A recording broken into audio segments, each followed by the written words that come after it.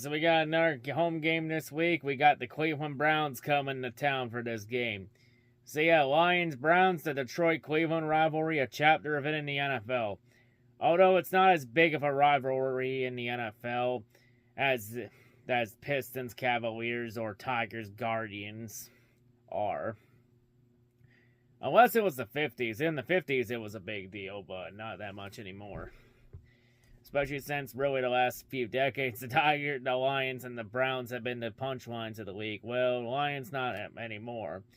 Browns still are. But let's go over this game and let's see how the Lions stack up this week against the Cleveland Browns. So, of course, up for the point spread in this game, Detroit is favored in this game by 8.5 points. So, Detroit are heavy 9-point favorites against the Browns this week. Detroit, they have Cleveland's number in the head-to-head series, because Detroit leads the all-time series over Cleveland 19-6. So Detroit has historically owned the Browns. And Detroit has won 4 of the last 5 meetings against the Browns. Of course, the last time the Lions beat the Browns was back in 2017. That was the year Cleveland went 0-16. Because Cleveland won the last time these two teams met in 2021. But of course, that was during Dan Campbell's first year as head coach, and Jared Goff didn't play in that game with a hip injury. So yeah, take that as you will. The Cleveland, they're 0-1 on the road this year. Detroit is 1-0 at home. So let's go over the key players. Well, of course, at quarterback for the Browns, here's the good news. The Browns do not have Deshaun Cosby at quarterback anymore. Because Deshaun Cosby's out for the year after he tore his Achilles a second time while recovering from the first one. And a lot of Browns fans celebrate along with the entire NFL celebrating. Honestly, I usually don't cheer or celebrate injuries, but honestly, I don't blame anybody for celebrating Deshaun Watson's injuries. Honestly, Deshaun did it to himself by being a fucking pervert and a sex offender and sexually assaulting women, so honestly, I don't blame anybody one bit. Honestly, Deshaun did it to himself by being a fucking moron that couldn't keep his dick in his pants. All I say Deshaun injuring himself, tearing his Achilles the second time is, oh no. Anyway, moving on. And for anyone wondering how Deshaun tore it a second time, when he was filming one of those goddamn TikTok videos with his girlfriend. Man, no wonder Trump wanted to ban TikTok so bad.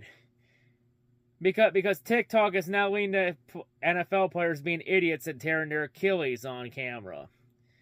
Man, no wonder people want a TikTok ban. Damn. Anyway, moving on. So now at quarterback for the Browns is the elite Joe Flacco. For how long? How much longer? I don't know. Because there is a possibility Shadir Sanders could begin to start soon, or Dylan Gabriel. Let's be honest, if anyone's going to be taking over for Flacco at some point this season, it's probably going to be Shadir Sanders. And honestly, I am fucking dreading the day Shadir Sanders gets started. Because, oh boy, the fucking media is going to glaze the living shit out of him. And honestly, I don't understand the hype around Shadir Sanders. Honestly, I feel like he's massively overrated. Like, honestly, he's extremely overhyped. Like, he honestly didn't win a fucking thing in Colorado. And yet, people want to treat him like he's the next fucking Tom Brady or some shit and the next hero for Cleveland. It's like he hasn't fucking won a damn thing in the league. There's a reason why he fell to the goddamn 5th round. And honestly, him falling to the 5th round kind of ruined the whole draft day experience for the first 5 rounds.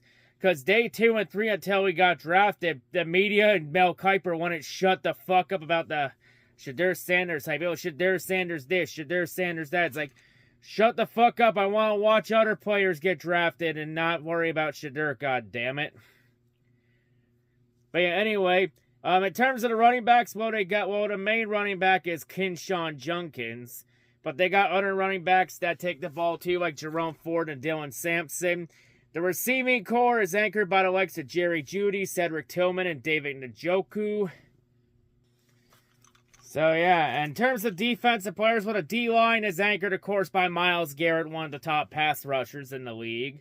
And they also got rookie Mason Graham anchoring the interior of the D-line. In terms of the linebacking core, well, the linebacking core is without Jeremiah Owusu-Koramoah. Since he's out for 2025 with that neck injury he sustained last October. His career potential in limbo. That's honestly the most Browns thing to happen to Cleveland. A Browns player suffering a potential career-ending injury? Man, I think I've seen this before. Honestly, that sucks for him. I hope he comes back and recovers, though. But yeah, that's a big blow to the linebacking core. But they do got other linebackers in there like Carson Schwinger and Jerome Baker. And of course, the secondary is anchored by the likes of Denzel Ward, Grant Delpit, and Greg Newsome. The head coach of this squad, of course, is Kevin Stefanski, who's a two-time coach of the year. And he's honestly done a pretty good job with a bad Browns roster.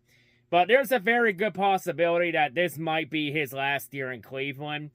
Because he's a good coach, but there's a very strong possibility where if the Browns have another bad season, Stefanski could get the boot. It'll be pretty unfortunate if he gets the boot. He's a really good coach, though. He'll get a coordinator job somewhere. Maybe a potential head coaching job somewhere down the line in a few years. The offensive coordinator, of course, is Tommy Rees. And the defensive coordinator, of course, is former Lions head coach Jim Schwartz.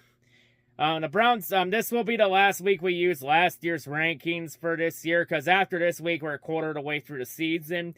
And usually after 4 games, I think we get a good idea where everybody is after week 4. So, of course, the Browns' offense last year was the 28th ranked offense in the league. They were 29th in the run game, and they were 22nd in the pass game. Well, the pass game now is self-explanatory because of the amount of QB turnover we had. From Deshaun tearing his Achilles, and then the amount, and then the rotating door of QBs we had in there. And then, of course, for the Browns defense, they were the 19th ranked defense in the league. They were 21st against the run, but they were 12th against the pass. So the keys to winning this game, of course, and no, for the keys to this game, we're not just going to pull the, it's the same old doo-doo shit-stained Browns. No, we're actually going to try and talk about this legitimately without pulling the same old doo-doo shit doo-doo Browns card. That card is going away for now. There is a time and place to pull that card. Not right now. So anyway, back on topic. And the keys to winning this game will offensively, establishing the run. Browns defense struggles against the run. Just look at the Ravens game a couple weeks ago when the Ravens just carved them up in the run game. You know, they got a couple, I say take advantage of some mismatches in the pass game. Just let Jared Goff have that clean pocket, let him work some magic. Find a way to take Myles Garrett out, keep Myles Garrett out of the game. Keep him from being a factor. Because Myles Garrett is going to be a big problem. Hopefully the O-line's ready to take care of him. And defensively, just contain him, contain Joe Flacco, stop the run. The good news is it shouldn't be hard to tackle Joe Flacco this time, since he's not mobile. He's the most unmobile QB in the league. So containing him should be easy. But, gotta get pressure him because we know he can do some damage since, he's so goddamn elite. Since, they don't call him the elite Joe Flacco for nothing. But yeah, get pressure to Flacco, stop the run. Honestly, defensively, just do what you did last week and just do what you've done the last 3 weeks. Just be keep being aggressive and just get pressure to Flacco. You get pressure to Flacco, he'll fold easily. Overall for this game, I'm not concerned about this game. Honestly, there's no excuse why we shouldn't win this game. I mean, especially when you're favored by 9 points. When you're favored by that many points, you should win the game. Plain and simple. Plus, it's the fucking Browns. This should be no problem. But, you can't underestimate the Browns defense. The Browns defense did a good job last week holding the Packers to only 10 points. And pulling off that upset. And honestly, for Green Bay, that was a missed opportunity for Green Bay to pull away in the NFC North Division. Now with that loss to the Browns last week, the Packers now with the Vikings and the Lions right back in it. And maybe the Bears if they get their shit together. I mean, the Browns' defense is not something to underestimate. I mean, so far this year, they've held 2 teams to under 16 points. 17 points, actually, because they held the Bengals to under 17 points, and they held the Packers to under 10 points. Like, the only bad game so far the Browns' defense had was against the Ravens. But yeah, don't get fooled just because it's the same old doo-doo Browns. I think this game's going to be a little bit closer than some people may think. You know, I'll be honest, I think this is going to be a close game, but I think the Browns' defense is going to keep the Browns in this game. But in the end, even though I think the Browns put up a fight, Detroit's going to be too much for Cleveland to handle. I have the Lions winning this game. Like, I'll be honest, the only way this becomes a blowout is if everyone on the Lions gets pissed off over the Tigers blowing the AL Central to the Cleveland Guardians. If everybody on the team gets pissed off over the Tigers blowing the AL Central to Cleveland, then they might take their anger out on the Browns. That might be the only way that game ends in a blowout. And if anyone's wondering how the series is going, well, Cleveland won game 1 of that 3-game series 5-2. So already 33% of the team will be pissed off already. Only 2 more losses, and then we're at 100%. But yeah, either this is going to be a close game, or this might be another edition of Lions belt to ass on somebody. But yeah, in terms of the score prediction, I'm going to say Detroit wins this game 25-18. I have the Lions winning this game by 7. Like I said, I think Cleveland's defense will keep the Browns in the game, but it can only do so much. They will not. I don't think they'll be able to stop the Lions' offense. I got Detroit winning this game, so let's go ahead. And with the way the Lions, this is a big opportunity potentially for the Lions to run the table from here on out without the schedule is. Because it turned out the Lions' schedule isn't as tough as everyone originally thought it was. Especially with how the next 5 games pan out. The next 5 games for the Lions are easily winnable. And this is the start of this 5-game stretch where the Lions could run the table here now that we knocked off the Ravens. It starts here. Like, honestly, out of the next 5 games, the only one I'm really concerned about in that stretch is Tampa Bay. And that's like near the ass end of that stretch. I'm not concerned about the other 4 teams in that stretch. Like, easily in this 5-game stretch coming up, the Lions can go 4-1, 5-0. And they'll be right in the thick of that division race and that 1 seed in the NFC. But, of course, we got to handle business against Cleveland. Just because it's the doo-doo shit-stained Browns, you can't take them out. You can't take anyone in this league lightly. I mean, just look at Green Bay last week. A lot of Packer fans took the Browns lightly last week, and look what happened. But don't worry, Packer fans. This week, we're going to show you the error of your ways and how to handle the Browns. And we're going to show you what happens when you don't underestimate your opponent in this league.